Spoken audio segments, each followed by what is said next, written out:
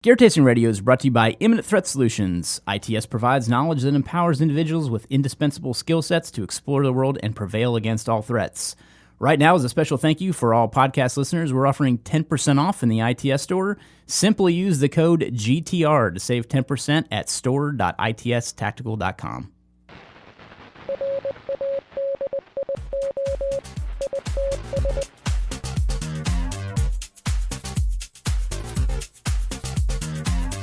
Welcome to Gear Tasting Radio, where we offer an in-depth look into the usage and philosophy behind the equipment in our lives. I'm joined by Rob Henderson. Hello. And I'm Brian Black. Today we are going to talk about quality gear and equipment. So, Rob had an idea to discuss kind of the way that we go about finding what we want in a particular category. You know, do we look at build quality? Does country of origin play into that? You know, there's a lot of factors that go into finding what you think is the best and what we think is the best too. Everybody's got their own opinions on that, and today we wanted to share ours. So I guess it really, I don't know if you want to start off talking particularly about different items, and then we can discuss maybe how each of us come to that. So it started because I don't remember what I was looking at, but sometimes when you look at like a bulleted list of features, there are certain things that pop up for me that signal to me, hey, this has got good quality construction or materials or things like that. Because you won't find, a lot of times, you won't find cheaply made gear with good quality hardware or something like that. Usually if it's got one, it's got the other. So yeah, that's a good point. I thought it was interesting to think about what you should look for, because I think a lot of people don't consider, you know, I've been to places before, especially like shooting ranges, where you'll bring a pack from like LBT, and then they'll have a pack from like the internet. And to a lot of people, it's the same thing, just because it looks the same. But there's a lot of stuff that goes on in the stitching and materials and all that kind of stuff that signifies that it's not the same thing. And it's just worth it, I think, to buy the better stuff.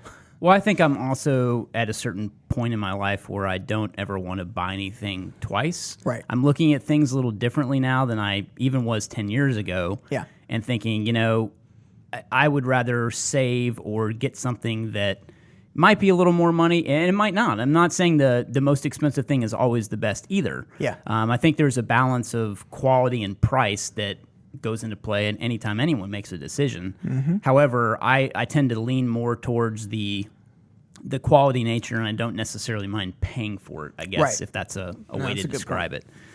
So, yeah, I mean, when it comes to, I mean, we can talk about just the stuff that's in our pockets or every day. And I think it kind of has some value in what we're discussing too, and then we can get into kind of the nitty-gritty of, you know, gear materials and things like that too. Yeah.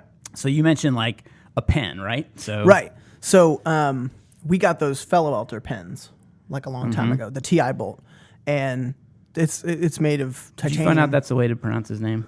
Fellow I was guessing. Fellhalter? Well, that's what I think. Apologies if I misspelled your name. I've met Brian a few times, and I've never yet to ask him how to pronounce his last name. So, well, like Brian, I apologize if that's originally we got it, and I thought, man, it's heavy, and I just don't know if I would carry it. The TI bolt. Yeah, that's what you're talking about, right? But then it's been in my pocket for like 4 or 5 years, and you just replace the cartridge. That's the only thing I have to think about. That and not losing it, which it has a good clip on it, which keeps it in your pocket. It doesn't ride up. There's a lot of different factors for me that play into that. But the benefit for me is that if I never lose it, I never have to get a different pen. You just have to swap the cartridges out on it. So it's kind of nice to have like each part of the EDC that I look at and I hone in on is like, I bought that thing.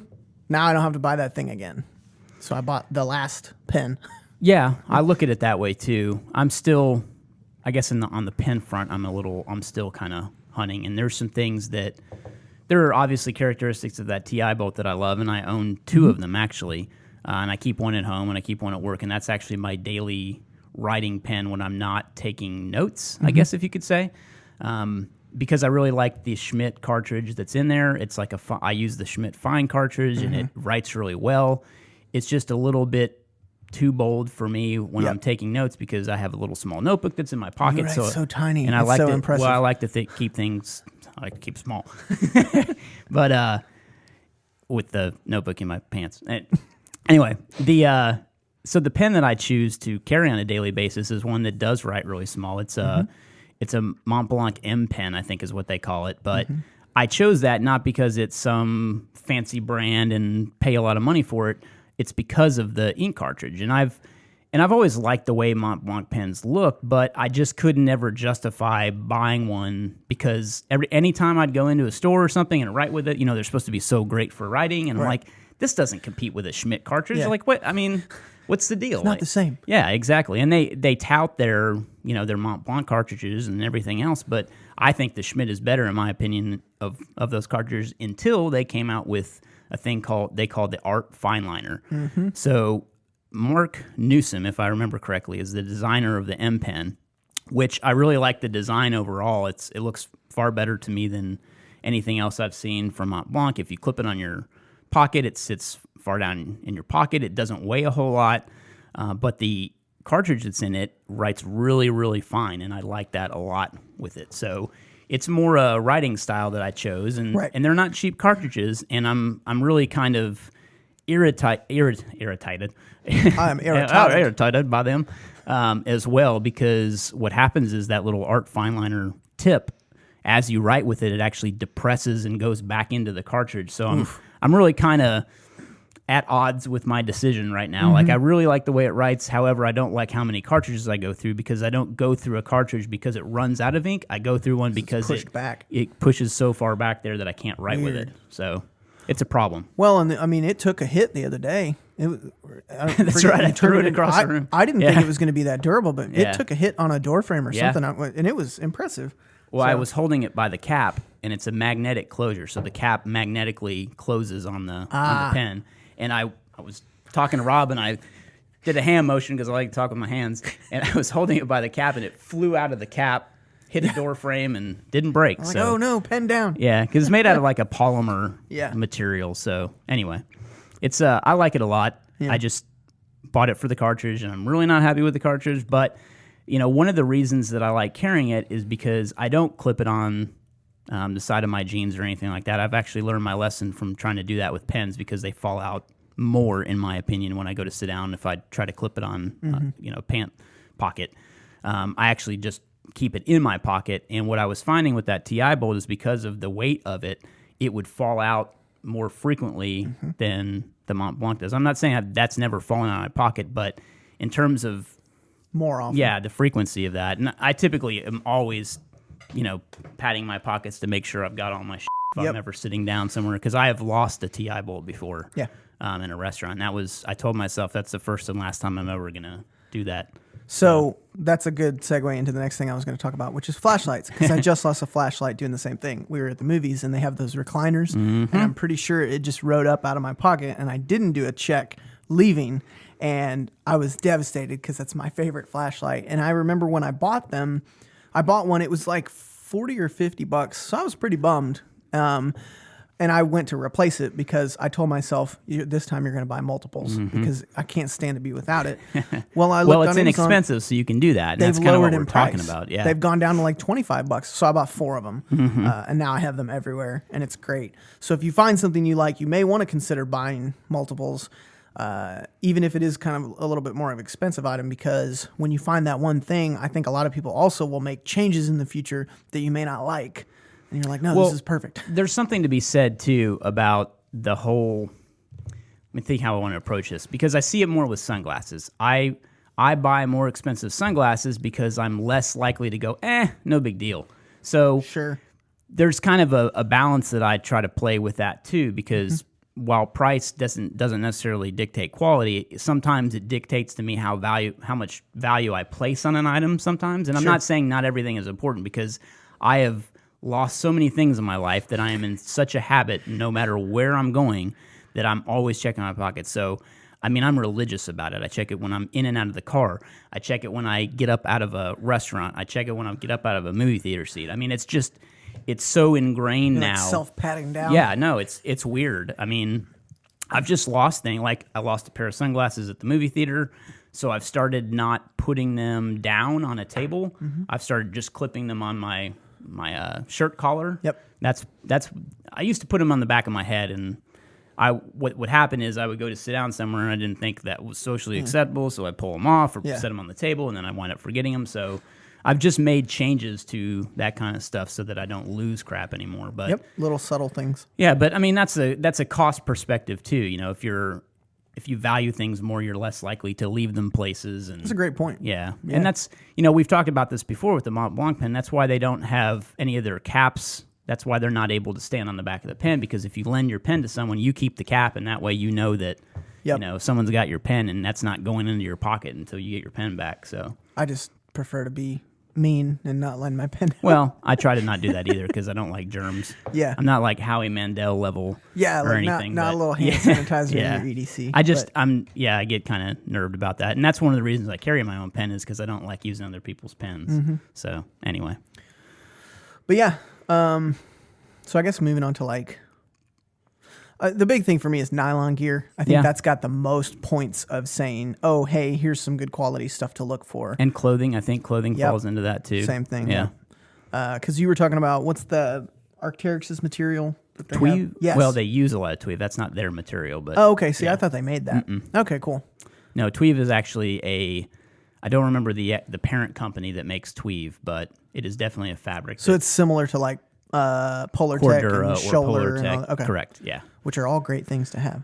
Yeah, and I tend to look at name brand fabrics like that in my buying decision. So, like for instance, I just got a new coat from REI the other day, and I wanted something that was down, but I have this super lightweight down jacket, and it's very thin, but it's very warm. It's like an 800 level down.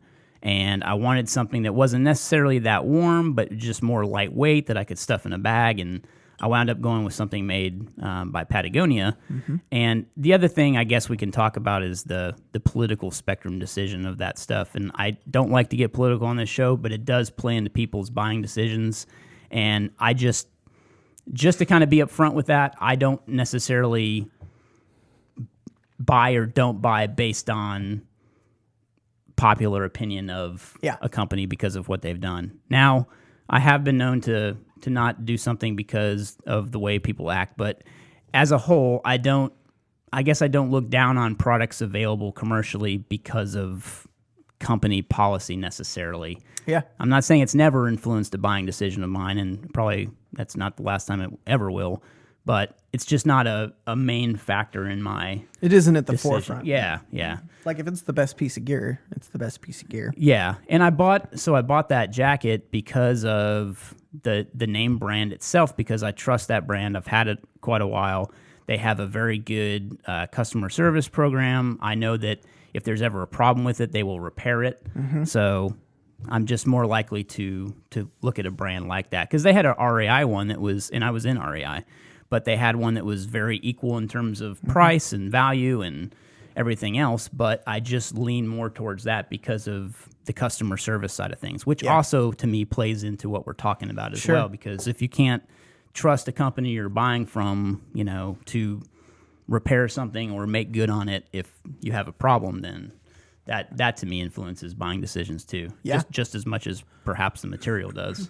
Well, and so materials, a lot of people think they don't matter, but I just got burned on not the PCU top. I bought the Army's version, the extreme cold weather system. ECWS or whatever, yeah. The level 3. However, I bought it from the surplus store because where I was, it was getting cold and I didn't have a jacket. So that was the closest place. So I ran in there to get a jacket, and it was the level 3, which is the shaggy top, and it was like $35, and it was not the actual issued stuff.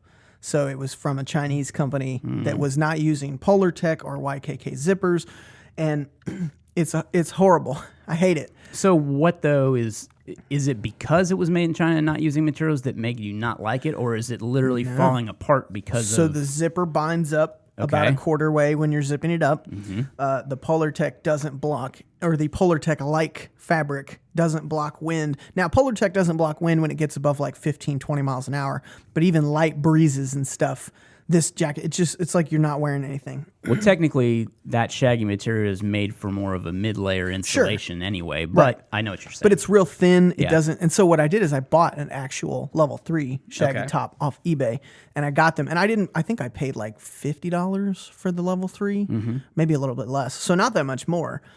And the difference is night and day. The zippers are much better quality. They don't bind. They're not that tacky kind of plasticky feel. They're much better quality. The pulls are better. The stitching is better. I mean, this one has stitches coming undone from like the sleeves. The elastic in the sleeves in the cheap one is just real flimsy. And I can tell that like one day of pulling it up over your arms and those sleeves are done, you know? And so it was just kind of interesting to see that side by side. And the PCU and ECWS stuff is not name brand manufacturers. It's a government issued contract thing. But even then, the presence of good materials makes it just leaps and bounds better. Well, here's the thing that's important too, is that like I believe Polar Tech is a U.S. brand, U.S. made brand. I think. Don't quote me on that, but I'm pretty sure I have seen it used in surplus items like PCU tops and bottoms and things like that, because the government, has a thing to where they have to buy U.S. materials and has to be made in the U.S. It's called the Berry Amendment. It's kind of a big thing if you don't know what that is, but look it up. Just type in Berry Amendment if you're curious about that. But they have to source that kind of stuff, so more than likely they're going to use quality zippers from YKK, which I don't think YKK zippers are made in the U.S. Maybe they are. No, they are. They would have to. They are. No, they are. Don't rewind that. They are made in the U.S. So typically that's not necessarily the demarcation of quality is U.S. made. Now, I put a lot of weight in U.S. made stuff. However, I've had great stuff made overseas that's, just as good. However, when you're talking about overall build quality, the government usually sources stuff out to the cheapest manufacturer. However, they still have to use U.S. made materials, and it still has to function. So when you're talking about levels of clothing, the PCU program is a great program in development. You can trust those pieces because it continually evolves. So as you get from like block 0 to block 1 to block 2, it improves gradually every time. So if you can find something from the most recent block, you're probably going to get a pretty good piece of gear that's just as equal to all the commercially available clothing that's on the market. So. Yeah, I hear that people throw that argument out there of like, oh, mil spec just means it's the lowest bidder. It's like, yes, but you're missing the spec part, which is specifications. So it's the lowest bidder that met the specifications of what they were looking for. Yep. So it's not just the cheapest thing they could have. It had to meet a list of requirements. And so if it meets those and it happens to be the cheapest, then that's who they choose. But it's not like they're just picking crappy manufacturers. Well, and sometimes just to acquire government contracts, companies will take shortcuts to make it cheaper to get the contract. So it's a double-edged sword. Yeah, and you really have to make sure there's quality involved along the way too. But that's the clothing side. So as we were saying, I kind of stick more to fabrics that are trusted and are used by a lot of different companies, even if it's made overseas versus, I even consider Canada technically overseas when it's really not. I mean, a lot of Arc'teryx, over borders. Yeah, Arc'teryx stuff is made in Canada for the most part. I think they did recently open up a U.S. factory, but I could be wrong. However, I really like the quality of all their stuff, even though it's not made in the U.S. So I think they had started making some Berry Amendment compliant stuff in the U.S. to win some government contracts for clothing, but I'm pretty sure I read that on Soldier Systems or something like that. But anyhow, that's kind of the clothing side of things. I would say we kind of covered that in general. Yeah. When it comes to gear, I kind of lean more towards that too, because just like you're saying on the clothing side, if I were to compare a backpack made overseas to a backpack made here, even though they both used a Cordura or Cordura-like material, you can really feel the difference in quality from a foreign-made Cordura alternative. Yep. And you just can't beat U.S.-made Cordura, in my opinion. It's durable. It holds up. The lighter weight stuff is even strong as hell, even though you get down to like some 330 denier or 500 denier stuff. 1000D is pretty bomb-proof in itself, but even if it's so heavy. Yeah, even as you climb down into the lower levels to maybe save weight, there's obviously a compromise in durability. But when you compare that with foreign-made stuff, it feels cheap. I can't really even describe it. Yeah, like thin. Yeah, so a backpack that had coated Cordura versus a backpack that had coated nylon-like material, there's just a quality difference. And maybe it will hold up just fine. I've never really worn a piece of foreign, like Chinese-made Cordura alternative down like I have the U.S.-made stuff. I've never wanted to use it because I don't like the feel of it. It just seems like it's going to fail. Right. I've never really had something fail, but it's more like, what are you going to trust? So, and again, I want to buy once, so I don't really want to try that, have it not work, and then have to buy the alternative. It gets expensive to do that. Yeah, and I'm not necessarily putting my life on it. I mean, yes, there are some pieces of gear that are important like that, and I've been hanging off the side of a mountain with, and I want to make sure it's quality. However, in terms of a backpack, it's not necessarily a life-saving piece of gear. However, you don't want your stuff spilling out all over the place if it breaks, because that's a bad day too, especially if you're out on a trip and don't really have an alternative with you. Well, and we've seen stuff that people bring to stuff like muster, break, and you can't do anything about it at the time. I mean, if you have cord and tape and stuff, you can make a field repair, but it's not worth dealing with the hassle of having to go through that. Yeah. Especially because I don't think the price difference on a lot of this stuff is that big. On some of the LBT packs that you've talked about in the past, they run sales all the time where you can pick that stuff up for not cheap, but not expensive by any means. And then you compare it to the stuff that you'll get at a sporting goods store or online on the cheap sections. I don't think it's that big of a difference in price. And I think it's leaps and bounds different in quality when you talk about using real ITW buckles, or who's the other buckle manufacturer? I can't remember. ITW Nexus is one, and then Duraflex. Yes. Yeah. Okay. So those are like and then we talked about YKK zippers, and then like National you were saying, Molding makes Duraflex. So that's right. And then the Cordura differences, because 1000D Cordura is a awesome fabric. Yeah. It goes through a lot of stuff. Well, like you said, though, it's also heavy in certain circumstances. But yeah. And then the other thing that I've noticed too, out of the mass-produced overseas stuff versus some of the smaller U.S.-made stuff, is the stitching. The good stitches are super evident when you look at them for like strength, durability. Yeah, you also find an increase in like stitches per inch, which is important. It's like a SPI measurement. Most manufacturers don't list that in their their bullet points, but however, you can just see that, the more stitches per inch, some areas are back stitched or reinforced and dual stitched. You've got bar tacking, which is important when you're talking about, I guess, just the general thing is like molly webbing. So if you're looking at the PALS webbing on the back of a pouch, most of that is bar tack because it's got to be a strong sew point or stitch point so that it doesn't pull away and fail. Yeah, so you don't want your pouch to rip off.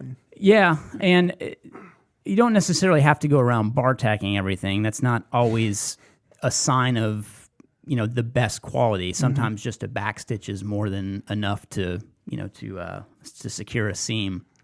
But overall, just, good quality webbing, good quality buckles, good stitches per inch, good quality thread is important as well. But I just like Cordura material. I think that's a sign of quality, in my opinion. I've never gone wrong, or I've never had anything Cordura necessarily rip or tear or fall apart on me, other than like extreme wear, which I have worn through some things like that. But that's kind of the gist when it comes to gear, and we're talking about nylon gear, so like pouches and things like that too. Yeah, I was also going to say it's a good sign if the manufacturer lists the materials, because that shows that they are aware enough to give you the information that you're looking for. A lot of places won't list what they make it out of, and that can tell you like, oh, they may have cut corners here or there, like you were talking about. So if they at least list what it's made of, you can make your own decision, even if it's not made in the U.S. Now you're making me think about our stuff and make sure that we have. We try really hard to. We always use Cordura. Pretty much everything. I think it's listed everywhere. Yeah, but. we try to include the weight when we can. Yeah. And if you have questions, you can always ask us. Over coffee. We will find the answer. Yeah. But yeah, I think even when it comes to U.S. made versus foreign made, I really don't have a solid opinion on that. Yes, I always like to support U.S. made manufacturing. I love how strong it's coming back. I feel like the textile industry is coming back. Yes, some things have closed down.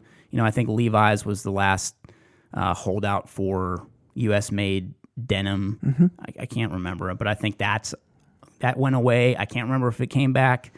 Anyway, I think the textile industry is on a whole coming back to the U.S., so I'm really kind of happy about that. And, we've been able to source our hoodies from, U.S.-made manufacturing and U.S.-made materials, so I'm pretty proud of that.